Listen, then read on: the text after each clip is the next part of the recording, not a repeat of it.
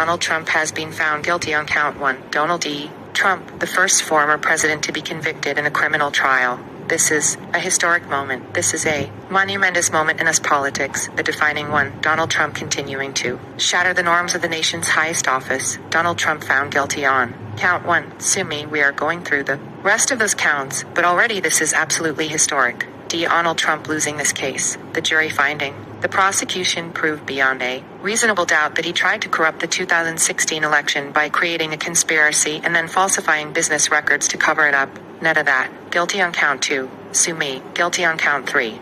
Let's remember that. Just stop me in my tracks. I can hear the cheering. Tell us what's happening. There is an eruption from the well. Throughout this trial, we have had groups of protesters across from the courthouse in the public park. They have clearly just gotten the news. There have been a well-known number of Donald Trump's harshest critics who have held up signs saying "Convict Donald Trump," signs saying that Donald Trump needs to be held accountable. So, some celebrations, and I'll just ask if my cameraman is able to spin the camera to look at what is happening here, because of course there is a Roger Stone has just turned up to me.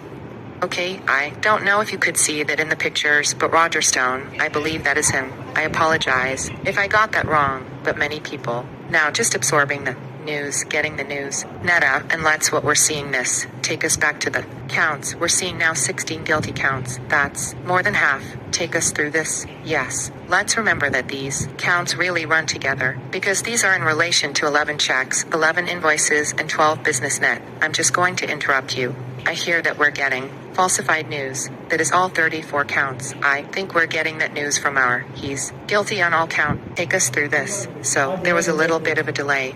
Yes, because if the jury was going to buy into the prosecutor's case that Donald Trump ordered these business records, you approved them to be falsified to cover up election fraud, then you really did assume that they were going to find Donald Trump guilty on all of these counts. There were 2 checks that Donald Trump hadn't signed personally, but nevertheless, they found that there was enough evidence to back up the prosecution's argument that Donald Trump directed all of this. So Donald Trump, guilty. On all 34 counts, the first former president to be convicted in a criminal trial.